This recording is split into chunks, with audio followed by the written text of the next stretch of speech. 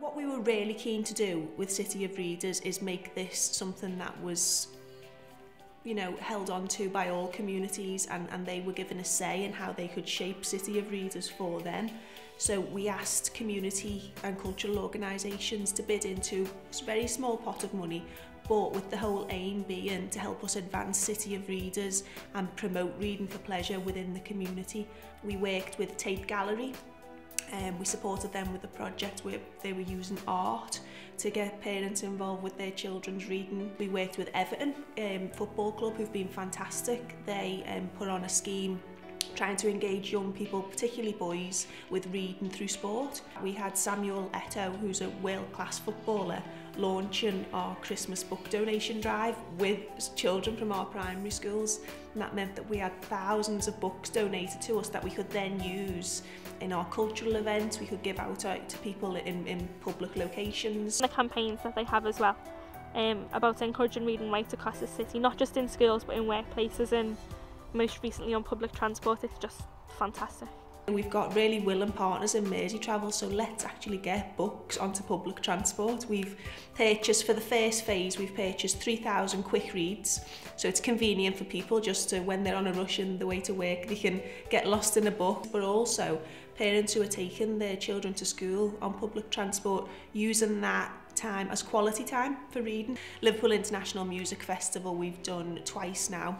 One of the ones we had a man-made beach, and we had reading and storytelling on the beach. Young lads, teenagers actually going through doing crazy golf, reading poetry at the end of it and engaging with Roger McGough, going to where people are physically, showing them that reading is a really exciting thing to be involved in. Anytime is Storytime is one of my favourite things that we've done actually. We worked with the national campaign Read On, Get On and Beanstalk locally, who are another great organisation, and the Reader organisation, to put on activities across the whole city for parents and their young ones 0 to 5 to come together and enjoy reading. So we had events on the waterfront, on the Dazzle Ferry, in city parks. We had activities in Alder Hay, giving young people access to stories and engaging their parents in that as well, so they felt then empowered to go home and be able to do those same activities at home and at bedtime. We do have a parents book club which runs once a month, and we have a small group of parents but a fantastic group of parents who come in and we read the same books, we share experiences and we just have a chat really, and it's nice to catch up with parents who have shared interests and who also support school in that way. There are adult literacy issues in some communities, so we need to try and build those bridges and bring people into this. So we used Not a Screen Library, we kitted it out with storytellers, balloons, activities, food, drink, free books that we wrapped up, and we just put cryptic clues on the front of them. We're not wanting anyone to feel, oh, I've not read that many books before, I'm not a member of the library. That doesn't matter. It's all about actually engaging now and seeing that you can feel empowered to read with your child and have fun. My mum reads with me and I read with my little sister and my little cousin Harvey. Read, but like, we're not reading, we're having fun as well. I read every night and my uncle buys me loads of books and that, and then I get books from the library and books from school as well. The Big Little Library came about from a conversation about 3 years ago with the centre manager at Belvale Shopping Centre. We opened a shop for 3 months. 6 months before that we had the community collecting lots of books for us. We had some adults with learning difficulties who'd actually said that they were quite embarrassed that they couldn't read and didn't really want to tell people, so they came in and we were sort of helping them choose books. So we were actually using picture books and children's books with them, which was really helpful, and they were taking them away and then coming back and swapping them. We've got 60% of our customers have said they're reading more since we've been around, and over the 3.5 months we had over 3,500 customers. We gave out over 10,000 books for free. We had over, I think it was 400 primary school students came in and did the workshops.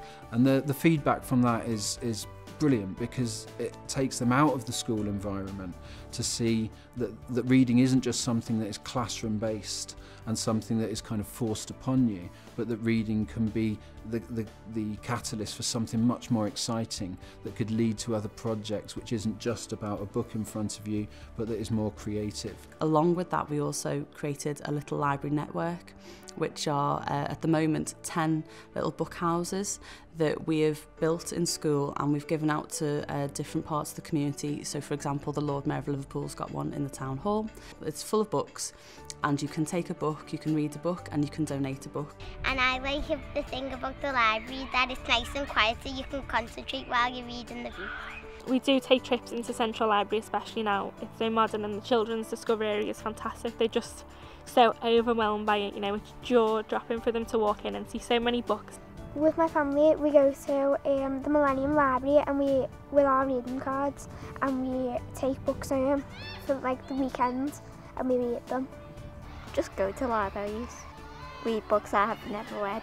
And we visit our local library as well, which is great because it is only up the road from school and it's by the local shop. So if mum or nan or whoever's going to the shops at a weekend and you're going past the library, the children want to go so we can pop in. We worked with a youth organisation in Toxteth called Calmo, and they put on a project called Somali Tales, which is all about celebrating Somali culture and Somali stories. And I went to a session and there were just countless children with the families in Toxteth Library, which is a gorgeous location anyway, all just enjoying stories and enjoying literature and celebrating it, because it's mainly an oral tradition, and it was all about using those stories and putting them onto paper so that those young children were able to feel that they could celebrate them and share them with their friends at school. And that's the way to get people engaged in reading, is to find out what makes them tick, what makes them excited, and use that as the conversation starts to say, well, let's explore this through reading together.